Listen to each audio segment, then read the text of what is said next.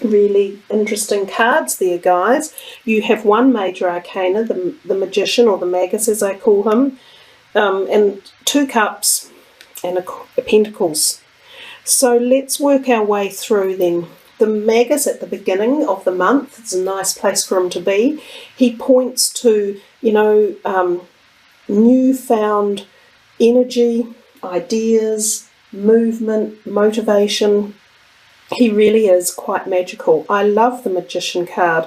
He's also got the circle of life, or the 8 vibration on him. So he's quite the energy of, if you want to uplift the vibrations and the chances right now at this moment in time, it's as if the universe is saying go for it.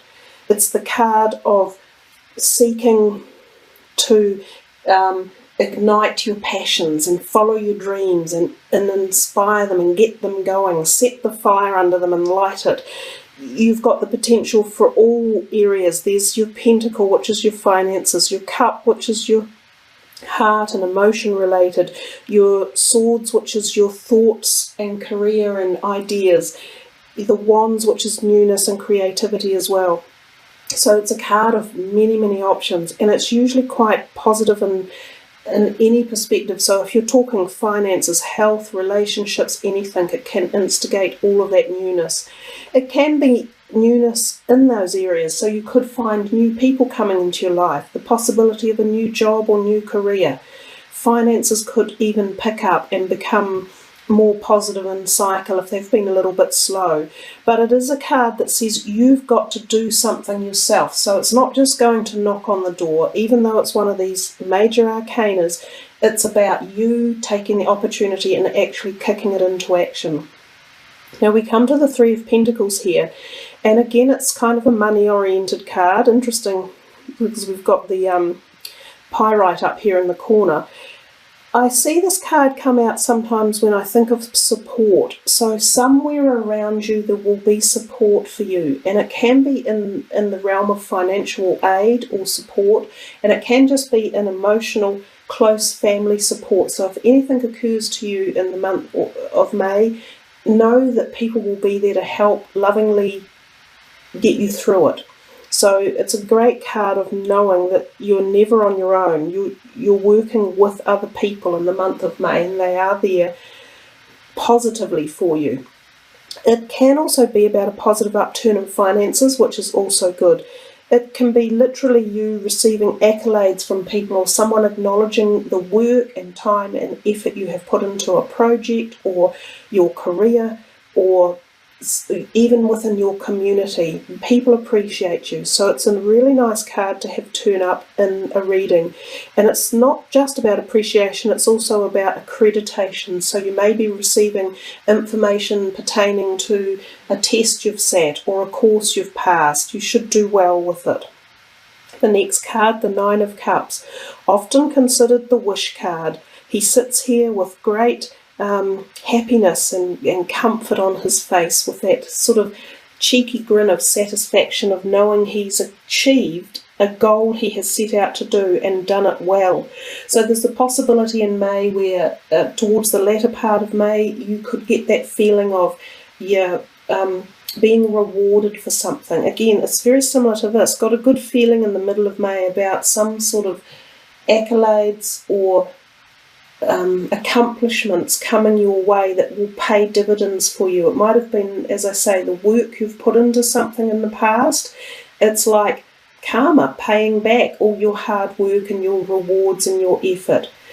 And it's also a card that suggests right now, again, like the Magus, if you really want something, you could put your hand up and work hard to try and get it, and it might happen for you. It's as if something in the universe, the energies are combining for that positive flow. You know how you hear some people say, oh, that person's really lucky, or these are the luck cards. It's almost like you could buy a lotto ticket and you might win some money. So it's a positive omen, it's a good card with positive potentialities. This card here, the 6 of Cups, often harks back to childhood, past issues or past energies, and it can be old romances coming back into your life, reigniting, or it can be meeting up with family members that you haven't seen for a long time, or relatives, and it's about thinking back in the past. So childhood thoughts, memories, visitations, visiting someone from your childhood, or them coming to you, or some sort of function like a wedding or occasion where you meet these people again. They often have happy feelings involved with them. It's also about learning to balance the past and not live in the past. So it's about, if there are things that need to be let go of in the past, letting go of them with the gift of positiveness and remembering, the goodness that was involved in it. I have said before, and I'll stick with it, if it's a health-related issue, it can be something to do with your DNA or your family, familial health issues. So something that either is hereditary within your family that could be cropping up right now, or something that you had when you were younger that is coming back, that needs attention. And again, because it's a cup card, and we think of emotions and we think of the heart, and the fact that this is sort of a heart-related card, it could be issues to do with the heart one way or another. But overall, nice, bright, positive cards that lend you to being in a space, a time and place where you've got the opportunity to make a jump forward if you work hard enough to do it and get the timing right, and have some faith and just go out there and say, yep, I'm going to do it, I'm going to take the change, I'm going to push the boundaries, and I'm going to do it, I'm going to win. It's got that feeling to it. So let's have a look at these other cards that I'm working with for the month. It's a deck by Tony Celerino, and they look like this. They are cards that can really connect with our inner self, if you like, the part that we sometimes are afraid to address or don't know how to. So sometimes you'll get messages from this particular deck that really can make you think about an issue that needs some attention. So let's see what pops up.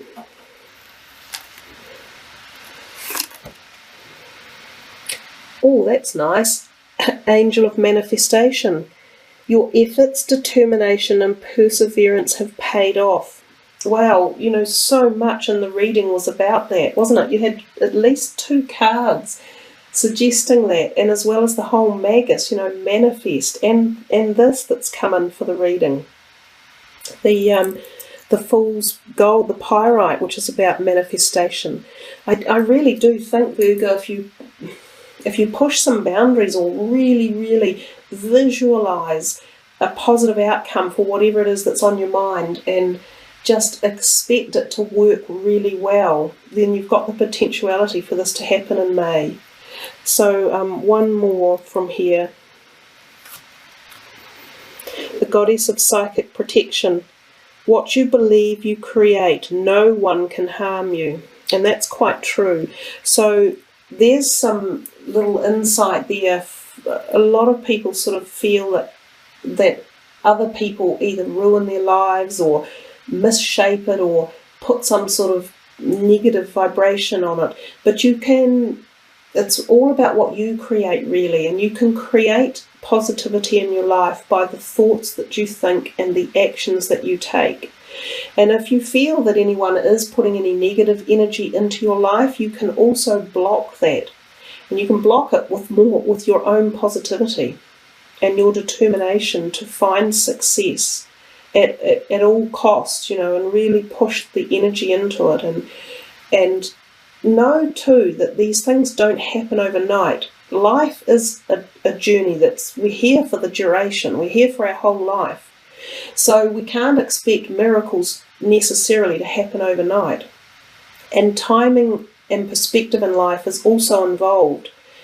And things happen for a reason, but they're part of who we are, and they make us stronger, and they make our life the pattern that it is going to be.